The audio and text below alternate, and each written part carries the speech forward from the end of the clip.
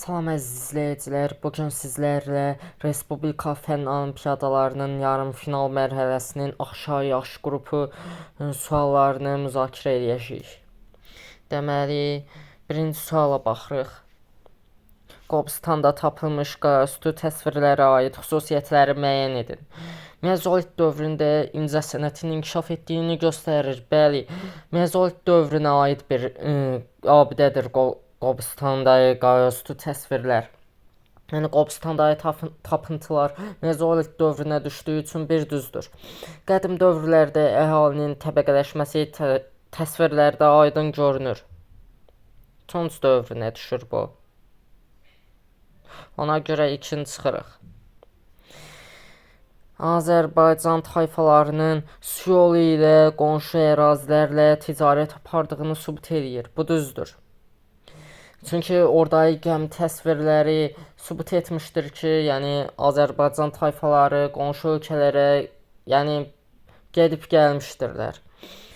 Qobustanın ilkin şəhər tipli yaşayış məskənlərindən olması meydana çıxır. Xeyr, bu səhvdir. Çünki bu da Tunc dövrünə düşür. Lakin Qobustan mezolit dövrünə aiddir.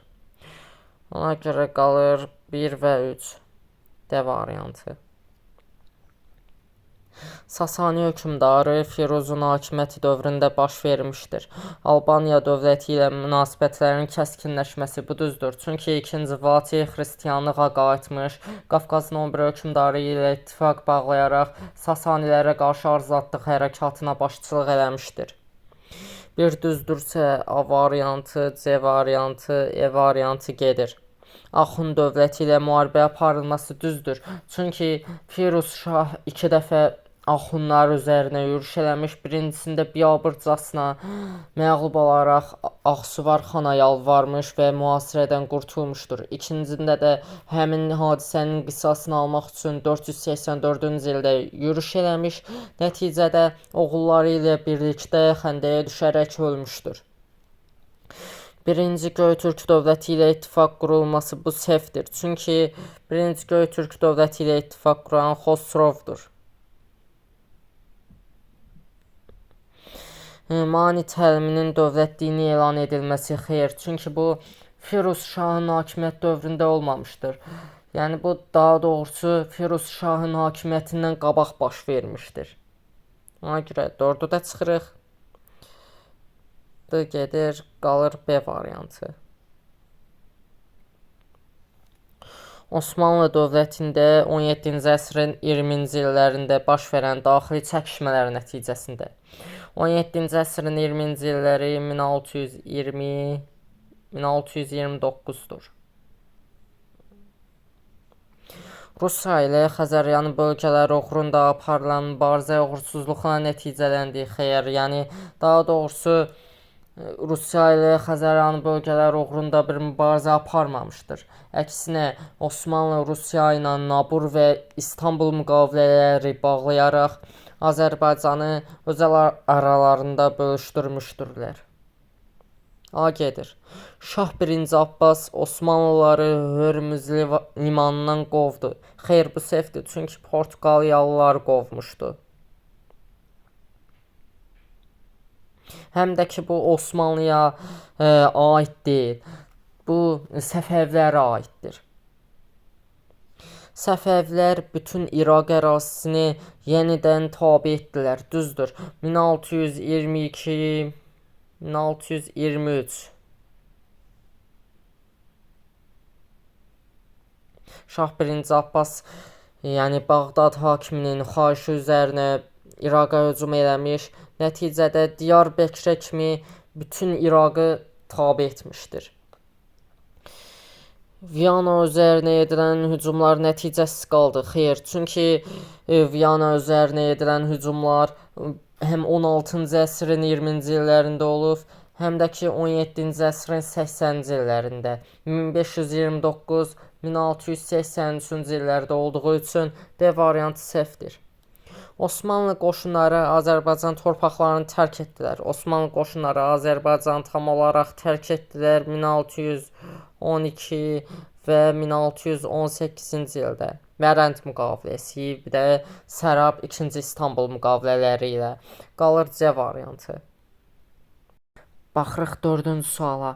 1959-cu ildə Azərbaycan SSR-də baş vermişdir. Hərbi kommunizm siyasətinin tətbiq olunması səhvdir. Çünki 1959-cu ildə hərbi kommunizm olmamışdır. Hərbi kommunizm 1920-ci ildə olmuşdur. Konstitusiyaya Azərbaycan dilinin dövlət dili olması ilə bağlı maddə əlavə olunması bu da səhvdir, çünki 1956-cı ildə olmuşdur. Kollektivləşdirmə tədbirlərinin həyata keçirilməsi 1930-cu illər.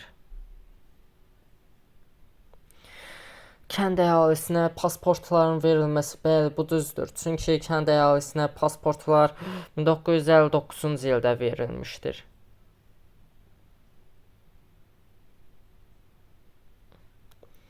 İlk dəfə dənizdə neft, mədən, estakadalarının tikilməsi bu 1949-cu ildədir.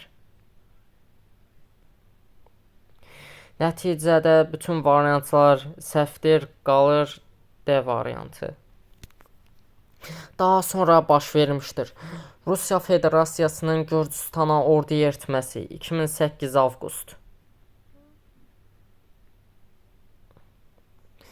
ABŞ-nin İraqa qoşun yeritməsi 2003.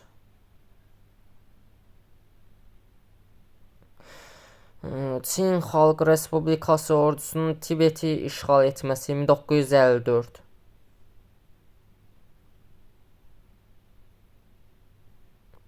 İsrailin Qəzza bölgəsi və Sinay yarımadasını ələ keçirməsi 1967.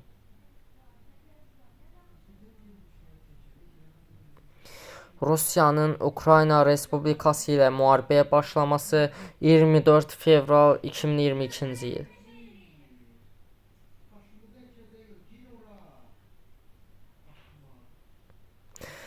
Nəticədə daha sonra baş vermiş hadisə nəzərdə tutulduğu üçün E variantını seçirik.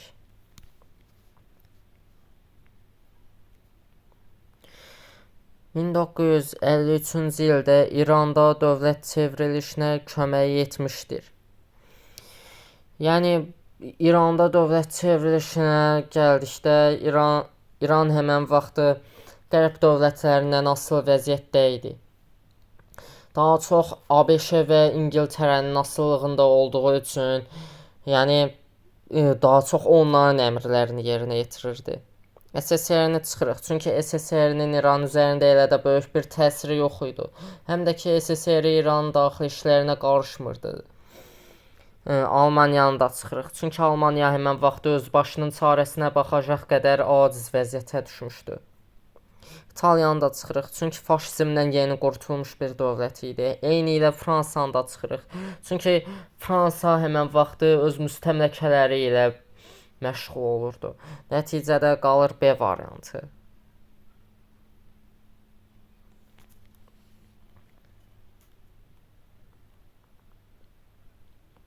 Soğan islahatlarına aiddir. Taxıl və digər zəruri ərzaq məhsullarının ixracına qoyulan qadağa ləğv edildi. Bu, yəni soğan islahatlarına aid deyil, A-nı çıxırıq.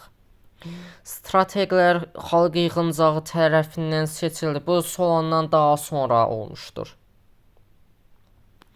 Yoxsul vətəndaşlara dövlət vəzifələrinə seçilmək hüququ verildi. Xeyr, çünki yoxsul vətəndaşlara dövlət vəzifələrinə seçilmək hüququ verilməmişdi.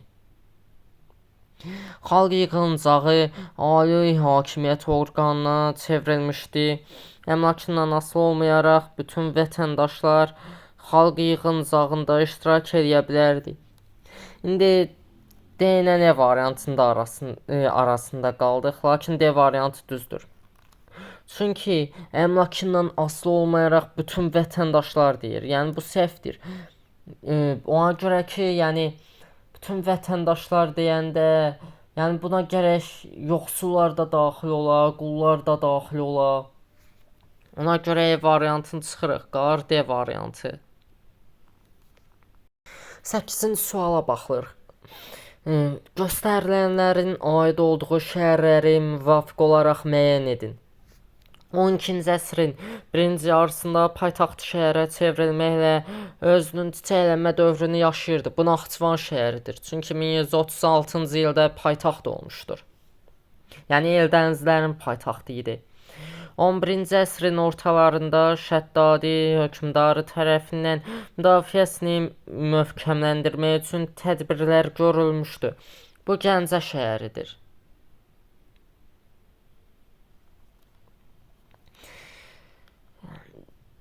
Deməli, 10-cu əsrin sonlarında paytaxt şəhər olması daha sürətlə inkişafına təsir göstərdi. Təbriz şəhəri. Çünki Təbriz şəhəri 981-ci ildə qurulmuş Rəvvadi dövlətinin paytaxtı olmuşdur. Yəni belə götürəndə 10-cu əsrin sonlarına düşür. Həmən vaxtda Təbriz ilk dəfə paytaxt olduğu üçün artıq inkişaf etməyə başlamışdır. Nəticədə A, B, C və D variantları çıxılır, qalır E variantı.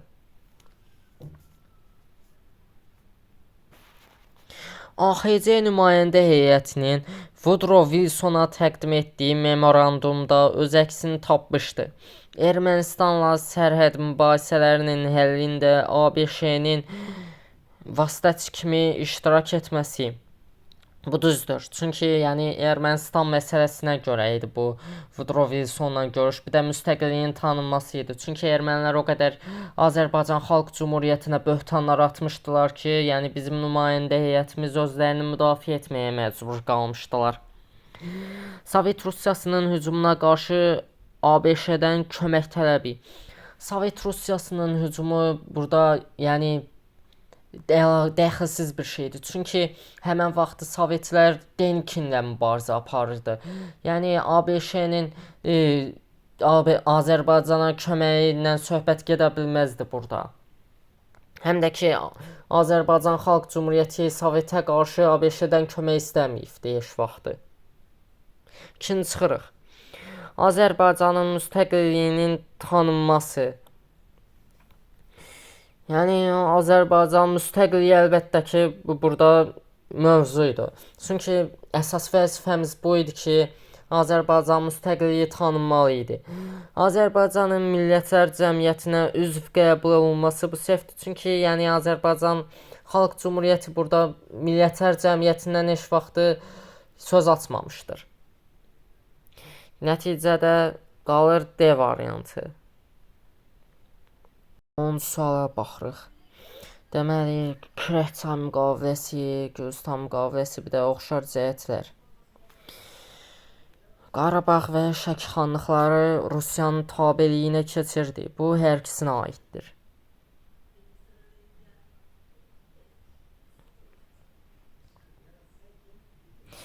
İmperator 1-ci Aleksandrın hakimiyyəti dövründə imzalanmışdı. Kürəkçay müqaviləsi 1805, Gürcüstan müqaviləsi 1813-cu ildə imzalanıb. 1-ci Aleksandr da 1801-də 1825-ədək hakimiyyətdə olub. Yəni oxşar cəhət sayılır. İbrahim Xəlil xan və Səlim xan Rusiya hakimiyyətini qəbul etdi. Kürəkçay müqaviləsi. Qacarlar dövlətində Rusiya tacirləri gömrük rüsumundan azad olunurdu. Gürcüstan müqaviləsi. İmzalanmasından sonra Cənubi Azərbaycanda bəzi xanlıqlar ləğv olundu. Bu 1828-ci ildə baş tutmuşdur. Yəni Türkmənçay müqaviləsindən sonra. Yəni bunun Gürcüstana bir dəxli yoxdur. Nəticədə 1C, 2D, 3AB B variantı.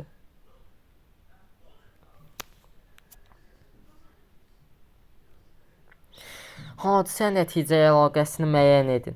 Tovuz döyüşlərinin baş verməsi, Mübariz İbrahimovun düşmənin çox saylı əskər və zabiti məhv eləməsi. Xeyr, bu səhvdir. Çünki Mübariz İbrahimov Çaylı döyüşündə olmuşdur. A variantı gedir. Çünki bizdən düzünü istəyir. Ona görə də bu səhv olduğu üçün bunu götürmürük. Lokal antiterror əməliyyatının keçirilməsi, Qarabağ mücrüsü adlandırılan plandan istifadə edilməsi, Qarabağ mücrüsü 2-ci Qarabağ müharibəsində olub. Lokal antiterror əməliyyatı 2023-cü ilin 19-20 sentyabr tarixlərində olubdu. Yəni arada 3 il fərq var. B-ni də çıxırıq.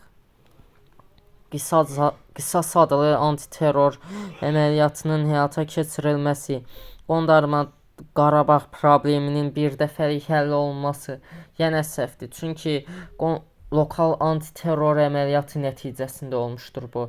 Qisas əməliyyatı 2022-ci ilin avqust ayında baş tutmuşdur. C gedir. Hadrutun işğaldan azad edilməsi, ordumuzun Laçına hücumu üçün əlverişli şəraitin yaranması. Xeyr, bu səhvdir. Çünki yəni Hadrut qəsəbəsinin azad edilməsinin Laçına bir dəxli yoxdur.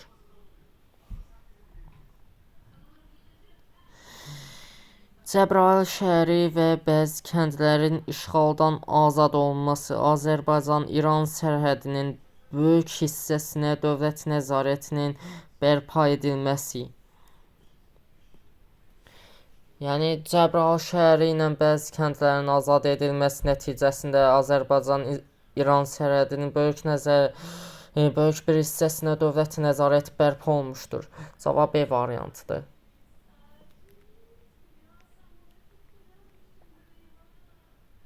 Həm də ki, Hadrutun işğaldan azad edilməsi Laçına yox, Şuşaya əlverişli şərait yaradırdı. 17-ci əsrin sonlarında Respospolitanın Rusiyaya bəzi məsələlərdə güzəştə getməkdə məqsədi Rusiyanı Osmanlıya qarşı qurulmuş ittifaqa cəlb etmək, Rusiyanın Baltik dənizinə çıxmasının qarşısını almaq, Ukrayna və Belarusiyada kəndli üsyanlarının qarşısını almaq, Şimal müharibəsinin nəticələrindən faydalanmaq, Qaradənizdə donanma saxlamaq hüququ əldə etmək. Respospolitanın Qaradənizdə donanma saxlamaq hüququ əldə etmək kimi bir vəzifəsi və yaxud məqsədi olmamışdır. Yəni çıxırıq. Rusiyanın Baltik dənizinə çıxmasının qarşısını almaq bu İsveçin məsələsidir. Ukrayna və Belarusiyada kəndli üsyanlarının qarşısını almaq. Rusiya həmən vaxtı Belarusiyanı işğal eləmişdi. Buna görə də yəni Belarusiyada hər hansı bir kəndli üsyanından söhbət gedə bilməzdi. Həmçinin Ukraynanın sağ sahili Osmanlının idi, sol sahili isə Rusiyada idi. Şimal müharibəsinin nəticələrindən faydalanmaq. Şimal müharibəsi 1700-1721-ci ildə olmuşdur. D variantı gedir. Rusiyanı Osmanlıya qarşı qurulmuş ittifaqa cəlb etmək. Bu düzdür. Çünki 17-ci əsrin sonlarından söhbət gedir. Həmən vaxtı böyük türk müharibəsi var idi. Respospolita, ondan sonra Venesiya, Avstriya, Müqəddəs Roma imperiyası, Malta. Bunlar Osmanlıya qarşı müqəddəs ittifaq qurmuşdular. 2 il sonra isə Rusiya həmən ittifaqa daxil olaraq Osmanlı və Krım qüvvələrinə qarşı mübarizə aparmışdır. Nəticədə cavab A variantıdır. Çar 1-ci Nikolayın hakimiyyət dövrü üçün səciyyəvi deyil. Çar 1-ci Nikolay 1825-1855-ci illərdə hakimiyyətdə olub. Rusiyanın Cənubi Qafqazın işğalını başa çatdırması düzdür. 1829. Ancaq bizdən səciyyəvi olmayanı istədiyi üçün A variantını götürmür. Osmanlı dövlətinə qarşı işğalçı siyasət yürüdülməsi, bu da düzdür. Fransa və İngiltərəyə qarşı müharibə aparılması, yəni Krım müharibəsində onlara qarşı vuruşmuşdur, Almaçay döyüşü. 1854. Bunu da çıxırıq. Şeyx Şamilin əsir alınması bu səhvdir. Çünki Şeyx Şamil 1859-cu ildə əsir düşmüşdür. Həmən vaxt hakimiyyətdə 2-ci Aleksandr var idi. Dekabristlər üsyanının yatırılması 1-ci Nikolaya aiddir. Qalır D variantı. Almaniyada nasistlərin hakimiyyətə gəldikdən sonra daxili siyasətdə həyata keçirdiyi tədbirlərə aid deyil. Ölkənin milliyyətlər cəmiyyətindən çıxması. Bu, yəni xarici siyasətə aiddir. Yəni daxili siyasətə aid deyil. Partiya və təşkilatların fəaliyyətinin qadağan edilməsi bu düzdür. Çünki daxili siyasətdə tətbiq elədiyi hərəkətlərdən biri olmuşdur. Yəhudilərə qarşı təqiblərin həyata keçirilməsi bu da düzdür. Çünki Hitler yəhudilərdən ifrat dərəcədə nifrət edirdi. Həmçinin sındırılmış vitrinlər gecəsini də eləmişdir onlara qarşı. Siyasi rəqiblərinə qarşı terror və repressiyaların həyata keçirilməsi bu da düzdür. Yəni B ilə D variantları üst-üstə düşürlər. Ona görə ikisi də avtomatik olaraq çıxılır. Prezident idarəsinin ləğv edilməsi bu da düzdür. Çünki prezident əvəzinə Reichskansler var idi. Yəni Führer var idi. Qalır A variantı. 5-ci suala baxırıq. AXC-nin hökumət kabinetlərinin fəaliyyət göstərdiyi şəhərlərə müvafiq olaraq uyğun gələn hadisələri seçin. İrəvan şəhərinin Ermənistana verilməsi 1-ə düşür. Yəni Tiflis dövrünə. Məktəblərin milliləşdirilməsi Gəncə dövrünə düşür. Yəni ki, Tiflis dövrü 28 may 1918-ci ildən 1918-ci ilin iyun ayına dək davam etmişdir. Gəncə dövrü 1918-ci ilin iyunundan 17 sentyabr 1918-ci ilə dək davam etmişdir. Bakı dövrü isə 1918-ci il 17 sentyabrdan 28 aprel 1920-ci ilə dək davam etmişdir. Müəssislər Məclisinə seçkilər haqqında əsasnamənin qəbul edilməsi 1919-a düşür. 1919-a düşdüyü üçün, yəni C variantı 3-cüyə aiddir. Osmanlı ilə Batı müqaviləsinin imzalanması Tiflis dövrünə düşür. Çünki 4 iyunda baş tutmuşdur. İrəvan şəhəri də Ermənistana verilib 29 may 1918-ci ildə. AXC-nin Paris Sülh Konfransında de facto tanınması 1920-ci ilə düşür. Yəni 11 may tarixinə. Nəticədə E variantı da 3-cüyə düşür. 1 A-dır, 2 B, 3-də C, E. Qalır E variantı. Texnoloji ardıcılığı müəyyən edin. TANAP-ın istismara verilməsi 12 iyun 2018-ci il.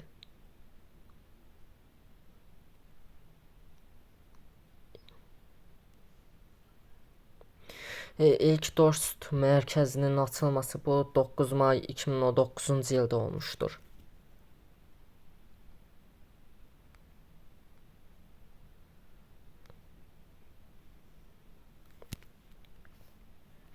Asan Xidmət Mərkəzinin açılmağa başlanması 2012-ci il 10-cu iyul.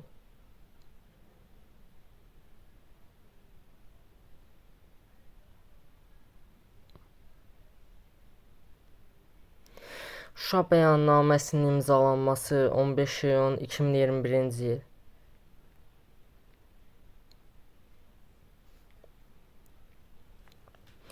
Nəticədə 3, 1, 2, 4 A variantı. Şuşanın görkəmli ziyalılarından olmuşdur. Şuşada xəstəxana və məktəb açdırmışdır. 1905-1906-cı illər qırğınları zamanı əhalinin özünün müdafiəsinin təşkilində fəal rol oynamışdır. Əhməd bəy Ağayev. 18-ci suala. Qeyd edilənlərin aid olduğu hökmdarı müəyyən edin. Dullat əmirlərinin dəstəyi ilə taxta çıxmışdı. 1433-1462-ci illərdə hakimiyyətdə olmuşdu. Qardaşı Yunusla taxt uğrunda mübarizə aparmışdır. Bu Əsən Boğaya aiddir. A variantı. Uyğunluğu müəyyən edin. Gövhər Qazıyeva, Şövkət Məmmədova, Ziba Qəniyeva. İndi ilk qadın aktrisa Gövhər Qazıyeva olmuşdur. Çünki Gövhər Qazıyeva bizim Azərbaycanın ilk qadın aktrisası olmuşdur. Həmçinin Üzeyir bəy Hacıbəyli ilə birgə Qoçlar tərəfindən, yəni öldürülmə planı hazırlanmışdı. Ona görə bir A-dır. Hətta elə olmuşdur ki, Üzeyir Hacıbəyli ilə Gövhər Qazıyeva yollardan gizli şəkildə keçirdilər ki, Qoçlar bunları öldürməsinlər. Stalingrad uğrunda döyüşlərdə qəhrəmanlıq göstərmişdir Ziba Qəniyeva. İlk qadın opera müğənnisi olması Şövkət Məmmədova. Deməli, 1A, 2C, 3B D variantı. Qeyd edilənlərdən neçəsi 2-ci Dünya müharibəsi illərində Azərbaycan SSR iqtisadiyyatına aiddir? Bizdən aid olanı istəyir. 1942-ci ilin əvvəlindən başlayaraq cəbhə sifarişlərini yerinə yetirən təyyarə zavodu tikilmişdi. Bu düzdür. Demokratik dəyərləri təbliğ edən qəzet və jurnallar nəşr olunmağa başlamışdır. Bu səhvdir, çünki bu həm mədəni prosesdir, həm sosial prosesdir, siyasi prosesdir. Bir də ki, Sovetlər heç vaxt demokratik dəyərləri təbliğ edən qəzet və jurnalların nəşrinə icazə verməzdilər. Yəni Sovetlər heç vaxt buna icazə verməyiblər. Şəhər və kəndlərdə pulsuz məktəblər açılmağa başlayıbdı. Bu yəni səhvdir, çünki yəni bunun iqtisadiyyata bir dəxli yoxdur. Bunun mədəni prosesə dəxli var. Sənayenin əsasının eləməyinin üstünlük təşkil etdiyi vaxtda xırda sənətkar emalatxanaları təsis edilirdi. Bu da səhvdir. Bakıda 130 növ silah, sursat və başqa hər cür hərbi ləvazimat istehsal edilirdi. Bu düzdür. Bakı müttəfiqlərin hərbi təyinatlı sursatlarının daşınması üçün quru və su nəqliyyat yolu idi. Bu da səhvdir. Azərbaycan neft sənayesi 110 milyon ton neft istehsal etmişdi. Xeyr, bu səhvdir. 110 yox, 75 milyon ton. Bu səbəbdən bu da səhvdir. Qalır A variantı. Nəticədə bütün suallarımızı müzakirə etdik, səhvləri, düzləri təhlil etdik. Belə videoların davamının gəlməsini istəyirsinizsə, videoları bəyənməyi və kanala abunə olmağı unutmayın. Hələlik.